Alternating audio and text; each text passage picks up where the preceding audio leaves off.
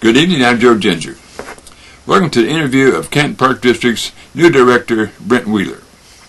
Brent is interviewed by Kevin Stevenson, and he gives his plans for the future of the Canton Park District. I hope you enjoy the program. Thank you.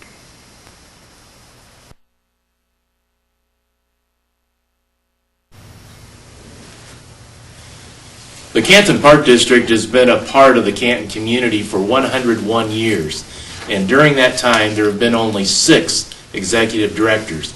In fact, number 6 just started back on September 9th. It's Bret Wheeler who's here with us, no stranger to the Canton community at all. We're going to learn more about that in the next few minutes, but born here, raised here, has spent most of his life here, and welcome, Bret.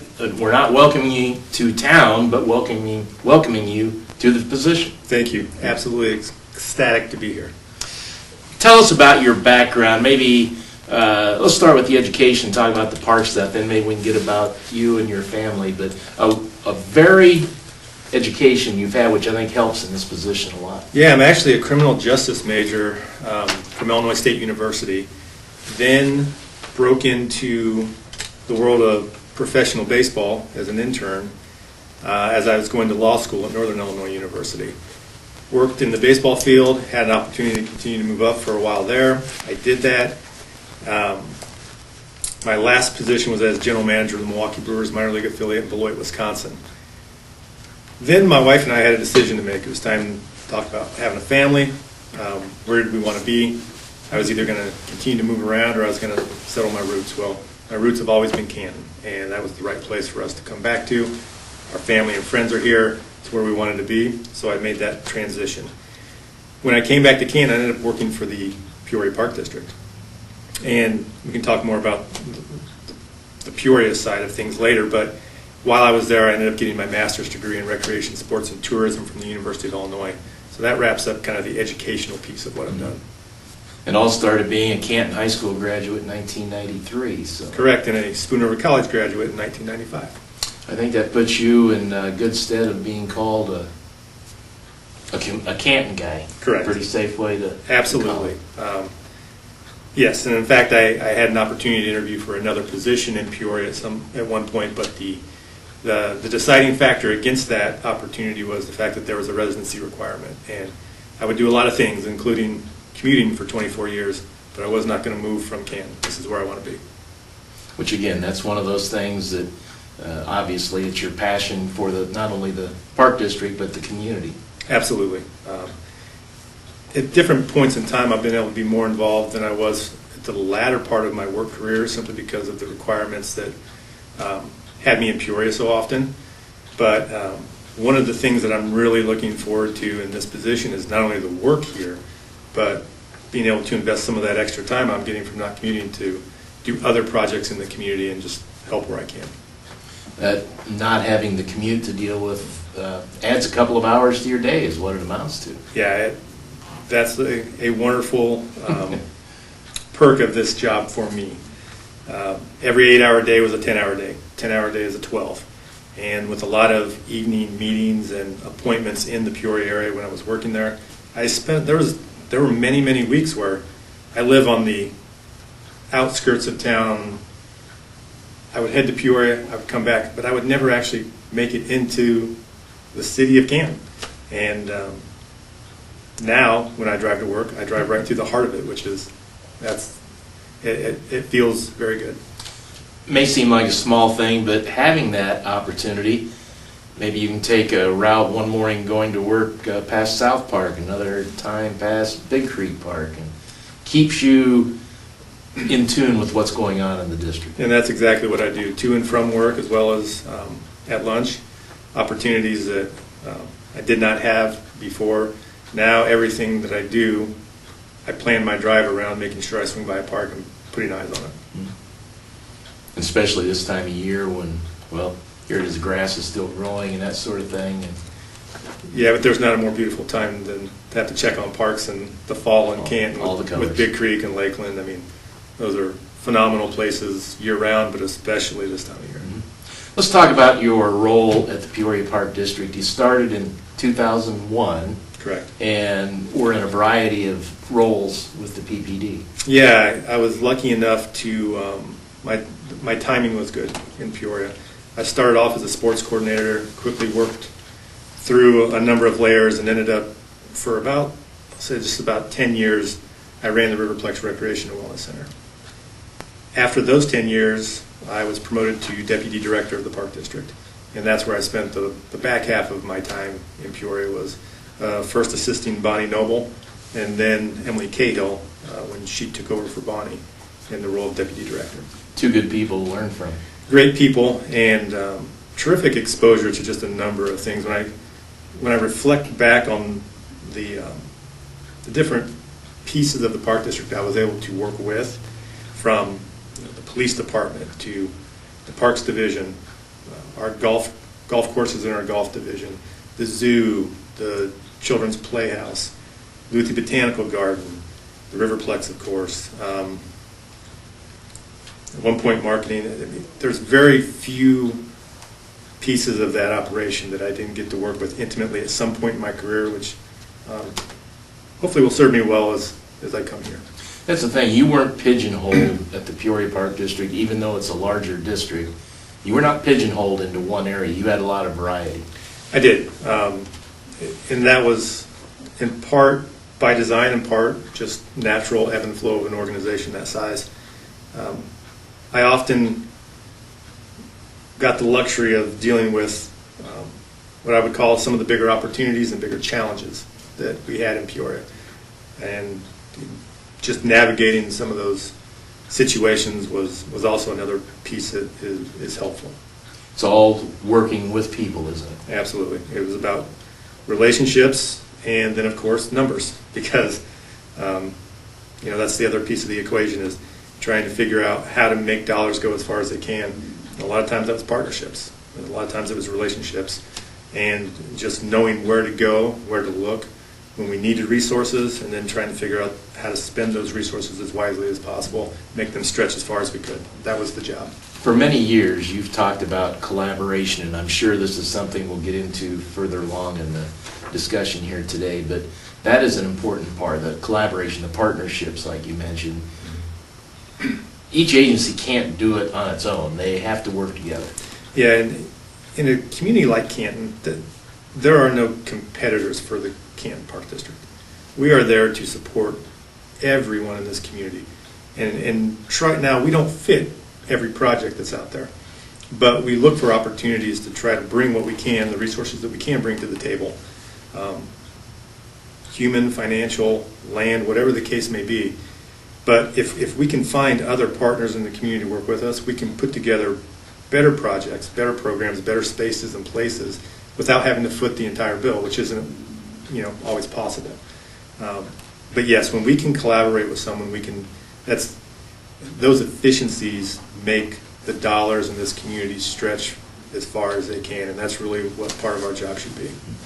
One thing, just to bring out a little bit of background, Brent mentioned the Riverplex in Peoria, which for those of you, maybe you've heard of it, maybe you know where it is. For those of you who don't know where it is, cross the Murray-Baker Bridge heading towards East Peoria, look to your left, and you see the Riverplex over there. Big facility, and that was a pretty big leap for a new guy coming in.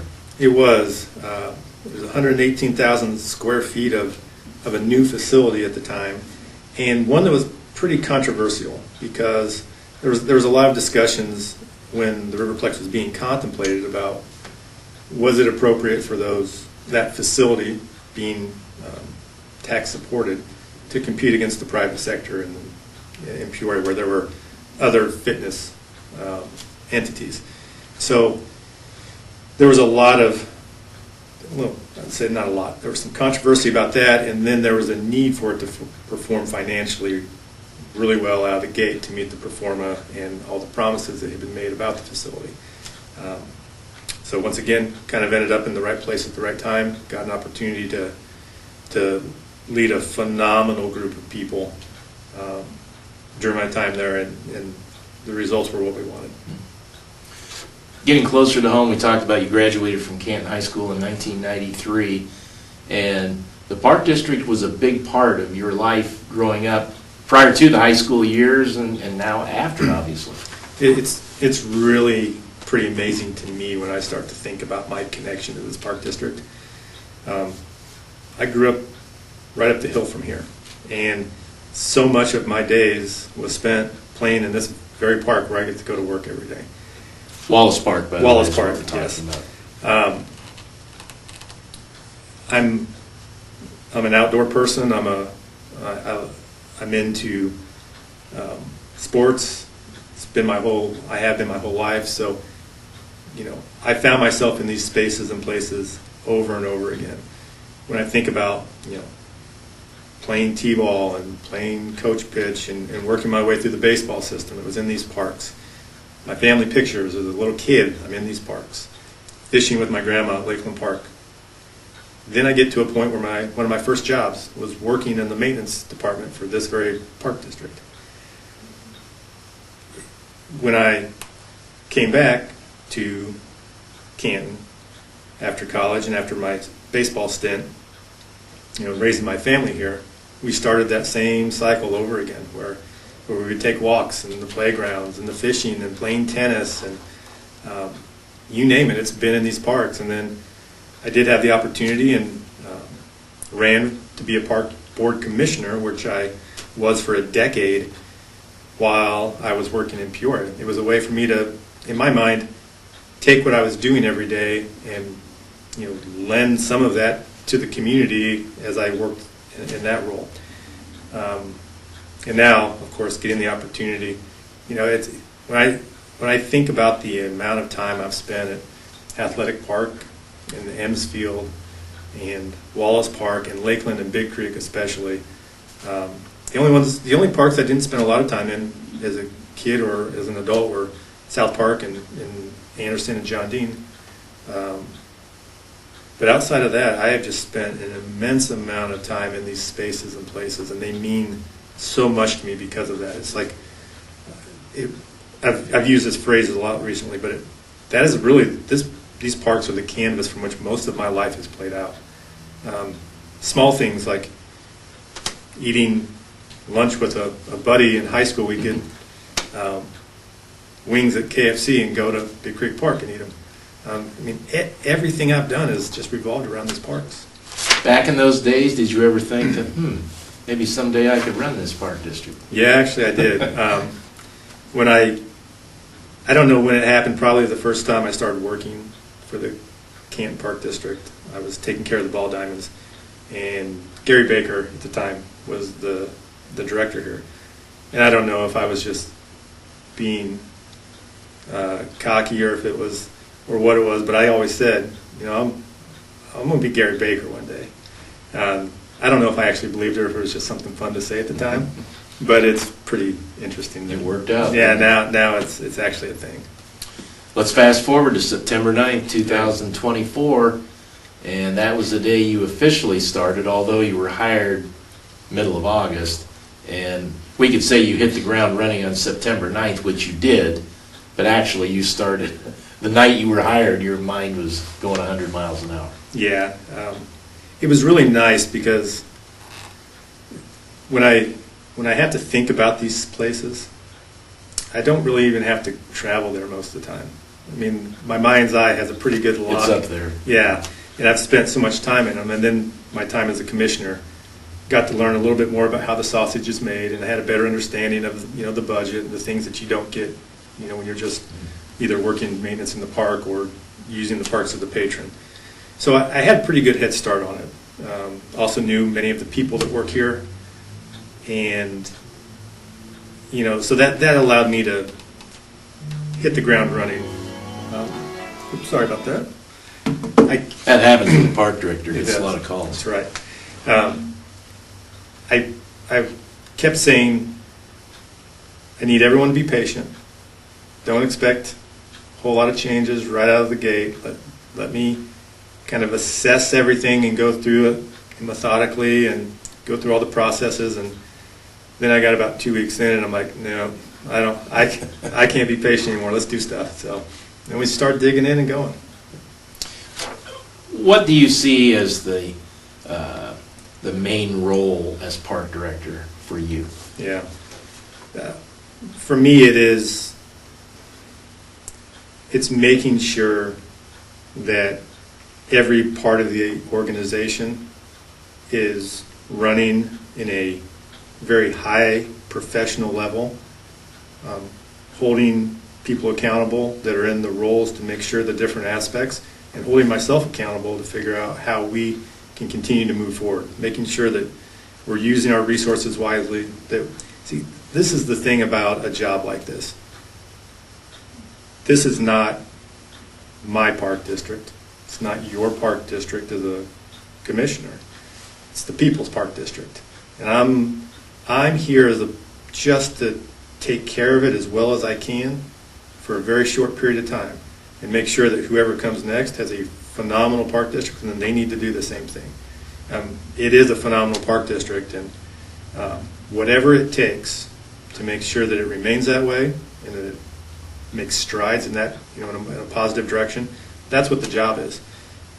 Now that can mean a lot of things depending on what needs done at the time, what opportunities present themselves.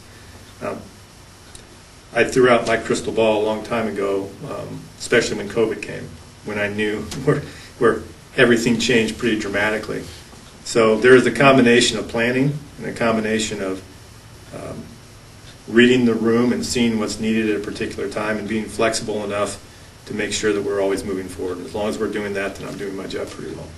You just used the word flexible, and I was just going to say it's a park district of this size and a town this size, and true, Peoria or Chicago, wherever it might be.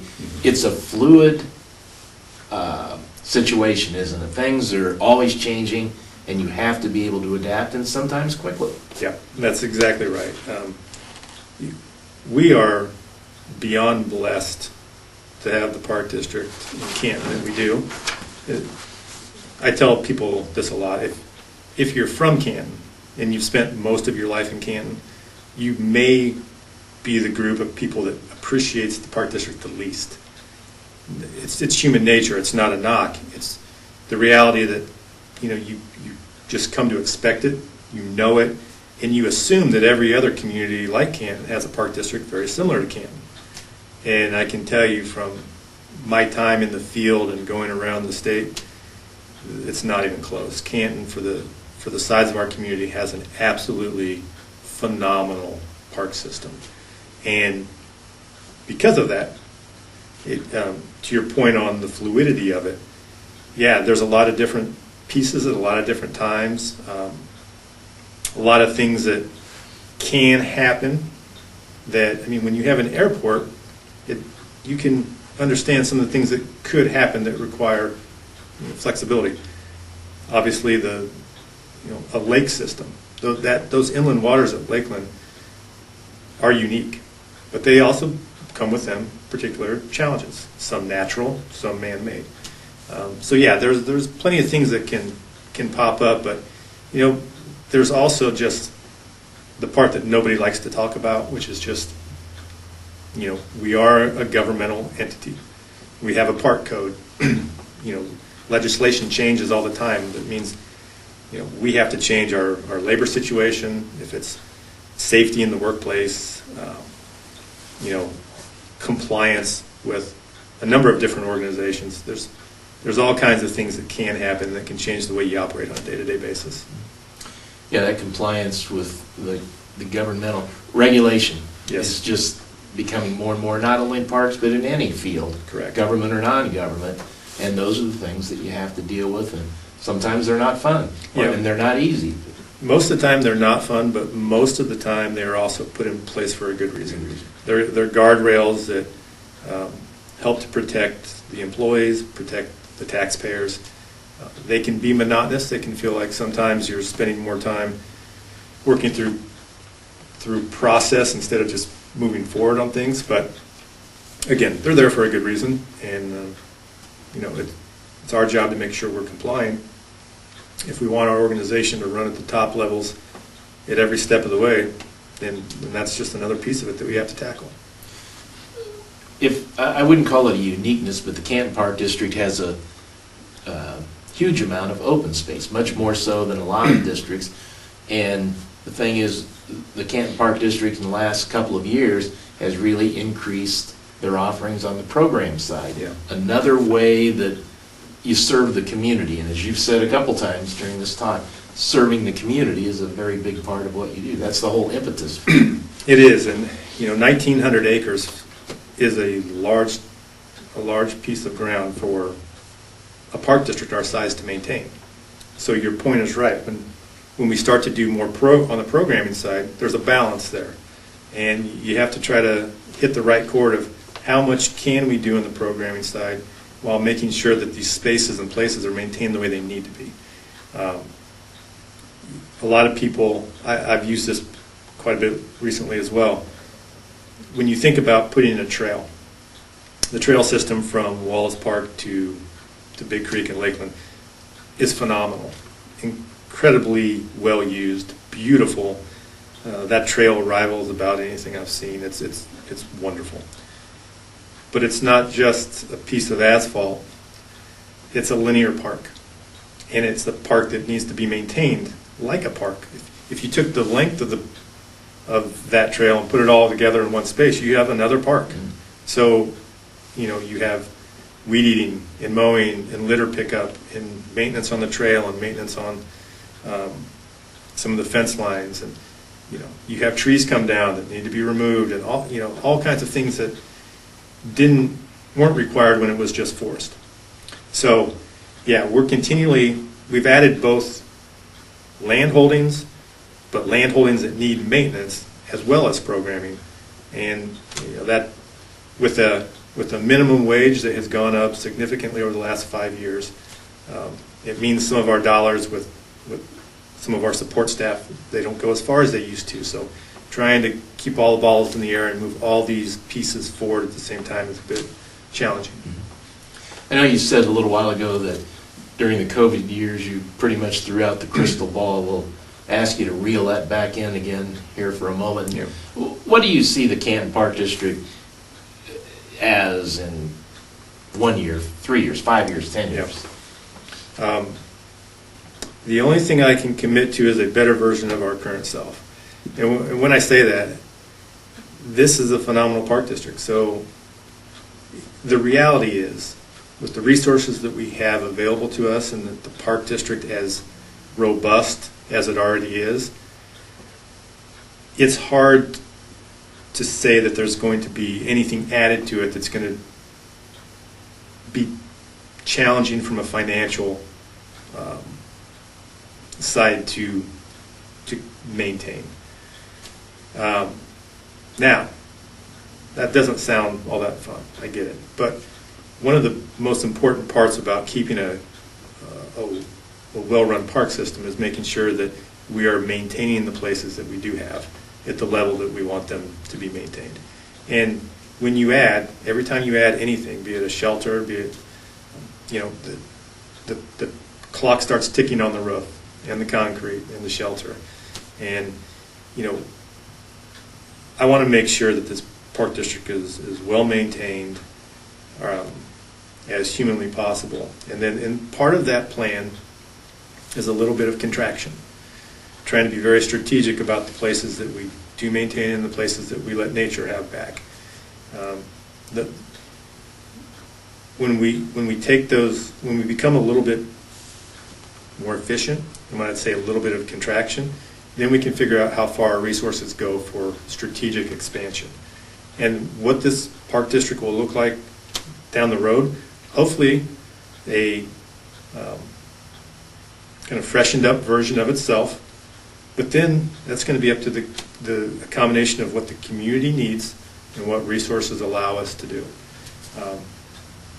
The ideas that will come forward, they won't be mine. It'll be, how do we fill a gap in the community? What is desired by a good number of people that we don't currently have, and then how can we deliver for them and make sure it's done in a way that it's not going to be operationally impossible to keep at a high level moving forward. Brent, we'll wrap this up, but anything you'd like to tell the people of Canton watching on Channel 22 that maybe just something you'd like to get out to the people, since You're not new, but you are new to the position. I would just go back to where I started and just say that I am beyond excited to be here. Beyond blessed to be a part of this park district. There's some tremendous people and a long history of amazing people who have poured themselves into these spaces to try to make them the community assets that they are today. I look forward to putting my effort and energy into the exact same thing, and I would just encourage anyone who sees this, if you have thoughts, let us know. We are here to serve, and there are no bad ideas. I can't promise you we can do everything, but I can promise you that we will evaluate it, and if we can and it makes sense, we will absolutely try. Thank you, Brent. Thank you. Congratulations again on your new position. Brent Wheeler, the new Executive Director of the Canton Park District.